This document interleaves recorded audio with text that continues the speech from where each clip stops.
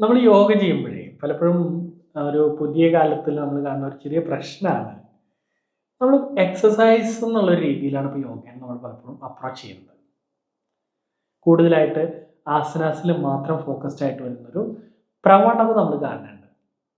പക്ഷെ നമ്മൾ പറയുന്ന യോഗയുടെ എല്ലാ ഗുണങ്ങളും കിട്ടണമെങ്കിൽ നമ്മൾ ഒരു ഓവറോൾ ആയിട്ട് തന്നെ യോഗ പ്രാക്ടീസ് ചെയ്യണം. ഫോർ എക്സാമ്പിൾ, നമ്മൾ ബ്രീത്തിങ് ചെയ്യണം, ആസനാസ് ചെയ്യണം, റിലാക്സേഷൻ ചെയ്യണം, മെഡിറ്റേഷൻ ചെയ്യണം. കാരണം ഇതിൻ്റെ എല്ലാം കൂടെ ഒരു ബെനിഫിറ്റാണ് നമ്മൾ യോഗയെന്ന് എക്സ്പെക്ട് ചെയ്യുന്നത്. അപ്പോൾ വെറുതെ ആസന എന്ന് പറഞ്ഞൊരു പ്രാക്ടീസിൽ നിന്ന് മാത്രം നമുക്ക് ആ ഒരു റിസൾട്ട് കിട്ടില്ല. ഫോർ എക്സാമ്പിൾ, ആസന എന്ന് പറയുന്നൊരു ഭാഗം ഡിസൈൻ ചെയ്തിട്ടുള്ളത് നമ്മുടെ ശരീരത്തിനെ ആരോഗ്യമായിട്ട് സൂക്ഷിക്കാൻ വേണ്ടിയിട്ടാണ്.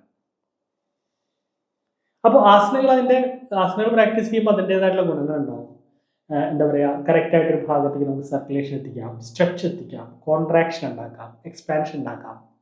അങ്ങനെ ഇതെല്ലാം കൂടി ഓവറോൾ നമ്മുടെ ശരീരത്തിനെ ആരോഗ്യരാക്കുകയും ഓഫ് കോഴ്സ് ശരീര മനസ്സുകൾ കണക്ട് ആയി ഇരിക്കുന്നതിനാൽ തന്നെ മനസ്സിനെ കൂടെ അത് സഹായിക്കുകയും ചെയ്യും. എന്നാൽ ഇവിടെ ആസന എന്നുള്ളതിനേക്കാൾ കൂടുതൽ യോഗയിൽ ഒന്നുകൂടെ പ്രാധാന്യമുള്ള ഒന്നാണ് നമ്മൾ പറയുന്ന ബ്രീത്തിങ് എക്സസൈസും സാധാരണ പറയുന്ന പ്രാണായാമം. പ്രാണായാമം നമുക്ക് ഒരിക്കലും ബ്രീത്തിങ് എക്സസൈസ് എന്ന് പറയാൻ പറ്റില്ല. കാരണം പ്രാണൻ അഥവാ ഒരു വൈറ്റൽ എനർജീനെ, അല്ലെങ്കിൽ നമ്മൾ പറയുന്ന ഒരു ലൈഫ് ഫോഴ്സിനെ എയറിൽ കൂടെ അല്ലെങ്കിൽ വായു കൂടെ നമ്മൾ ഉള്ളിലേക്ക് വലിച്ചെടുക്കുന്നതാണ് പ്രാണായാമം. യാമ എന്ന് പറഞ്ഞാൽ കൺട്രോൾ ചെയ്യാന്നാണ് നോർമലി ഉള്ള അർത്ഥം. അപ്പം ഈ പ്രാണനെ നമ്മുടെ പ്രാണന്റെ ഉള്ളിലുള്ള ഫ്ലോനെ കൂടെ കൺട്രോൾ ചെയ്യുന്ന പ്രാക്ടീസാണ് പ്രാണായാമം. ഈ പ്രാണായാമ ഒന്നുകൂടെ മനസ്സിലായിട്ട് കുറച്ചും കൂടെ അടുത്ത് നിൽക്കുന്ന ഒരു പ്രാക്ടീസ് കൂടിയാണ്. അത് നമുക്ക് പിന്നീട് വിശദീകരിക്കാം. അതുപോലെ റിലാക്സേഷൻ നമ്മൾ പലപ്പോഴും ശ്രദ്ധിച്ചിട്ടുണ്ടാവും. നമ്മുടെ ഉറക്കം എന്ന് പറയുന്നത് പലപ്പോഴും നമുക്കൊരു കൃത്യമായിട്ട് കിട്ടുന്നുണ്ടാവില്ല. എന്നാൽ ശരീരം ഒരു നല്ല വിശ്രമാവസ്ഥയിൽ എത്തുമ്പോൾ മാത്രം സംഭവിക്കുന്ന ഒരുപാട് കാര്യങ്ങളുണ്ട്.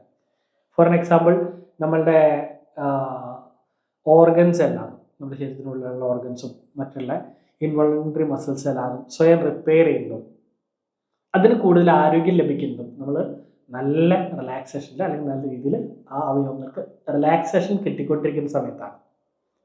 അപ്പോൾ അവിടെ നമ്മുടെ ഉറക്കം കറക്റ്റ് അല്ലെങ്കിൽ നമുക്ക് അത്രയും റിലാക്സ് ചെയ്യാൻ പറ്റുന്നില്ലെങ്കിലോ ഓട്ടോമാറ്റിക്കലി അതിന് ആ റീസ്റ്റോറേഷൻ നന്നായിട്ട് നടത്താൻ പറ്റില്ല. അവിടെയാണ് നമ്മുടെ യോഗയുടെ റിലാക്സേഷൻ, യോഗ നിദ്ര അല്ലെങ്കിൽ യോഗ ചെയ്യുന്നതിനോട് അനുബന്ധിച്ച് നമ്മൾ ചെയ്യുന്ന റിലാക്സേഷൻ നമ്മളെ സഹായിക്കുന്നത്. അതുപോലെ തന്നെ നമ്മൾ പലപ്പോഴും പഠിച്ചിട്ടുള്ള കാര്യങ്ങളില്ലേ, ഈ പഠിക്കുന്ന കാര്യങ്ങൾ പലപ്പോഴും നമ്മുടെ ഒരു ടെമ്പററി ലോബിലാണ് വന്നിട്ട്, അല്ലെങ്കിൽ നമ്മുടെ മിഡ് ബ്രെയിൻ്റെ ഭാഗത്ത് ഒരു ടെമ്പററി ലോബ് എന്നൊരു ഭാഗമുണ്ട്, അവിടെയാണ് സ്റ്റോർ ചെയ്യാന്ന് പറയാം.